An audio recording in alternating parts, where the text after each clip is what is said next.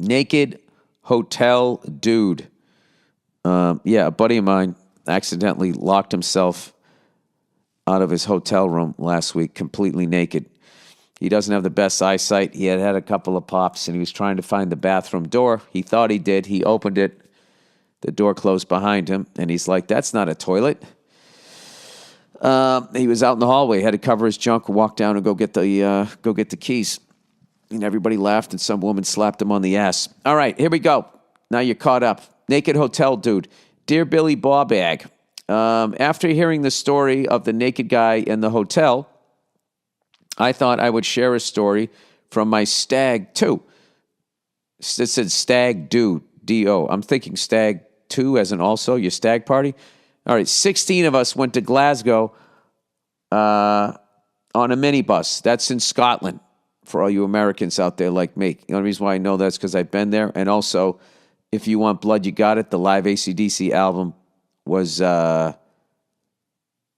recorded there. That's why in the Jack, he goes, any virgins in Glasgow in the beginning. She was number 999. All right. And you know that one aggressive, let me start over again. 16 of us went to Glasgow on a minibus. And you know that one aggressive lightweight friend who can't handle his booze? Well, he decided to crack a bottle of Jack Daniels at 7 a.m. Oh, Jesus. He fell asleep before we arrived, and upon arrival, I had the unfortunate task of waking him. As soon as he opened his eyes, he had a crazed, startled look on his face, and he absolutely stinks of booze, cigarettes, and shit. Oh, no. He proceeds to ring his wife and start crying. Angie, it happened again. It's then apparent he has shit his pants. We bundle him into the hotel lift. That's an elevator for everybody on this side of the world. And leave him there. Well, you guys aren't friends. You just left him in the elevator? And we go out drinking. I mean, that's just Scotland rules. All right, if you're going to fucking pass out and shit yourself before 12 noon, we're leaving you in an elevator. All right, well, whatever. When in Scotland, you got to act like Scottish people. We get back to the hotel about 6 hours later, and the fucker is still in the lift. Luckily, the guy on the desk of the hotel was brilliant and was having a laugh about it. He said people were returning to the hotel, pressing the lift, and when the doors opened, he was slumped in the corner, snoring, stinking of shit, and people would just take the stairs.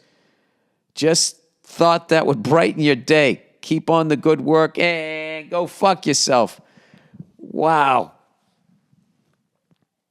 I mean, that's a funny story, but I can't believe you just left them in there.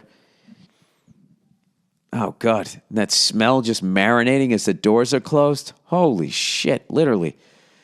Wow. I remember a long time ago, me and my friends, we all skipped school. A bunch of us skipped school.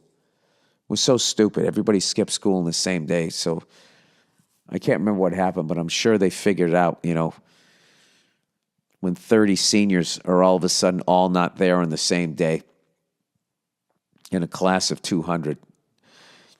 They probably knew something was up. But anyways, we went down to the Cape because let's go down to the Cape and fucking get shit out, then drive back. So we all went down there. And I remember, all of these kids were there. And one of my buddies, he got sick. And he was sitting on the couch. And there was like a breezeway door. All he had to do was get up and go out, and he didn't. He just sat there. This guy he was a puker, man. And the thing about him is you never knew when he was going to fucking puke. I mean, he one time was fucking sitting in the passenger seat of my buddy's car, and we're driving down the highway, and all of a sudden he just fucking projectiled onto the windshield. I think I told this story before and used this reference. It was like in Pulp Fiction when we accidentally shot that guy in the head, and they just showed his fucking brains go on the back windshield of the rear window of the car. It was like that, except it was the front windshield and it was puke. So he's sitting on the couch, and just out of nowhere, he just pulls the front of his T-shirt out up over his fucking nose and mouth and just pukes down the front of himself. And everybody was like, oh, all right. So then he gets up and walks to where the breezeway is, where there's a porch, and proceeds to then just strip down to his fucking tighty whities. And every hot chick from my grade is just standing there looking at him like, oh, God. Oh, in one fucking afternoon, all of his options were gone. But he was a senior, so who cares? He went to college, and a whole new boatload of women came in that never saw that horrific moment in his life.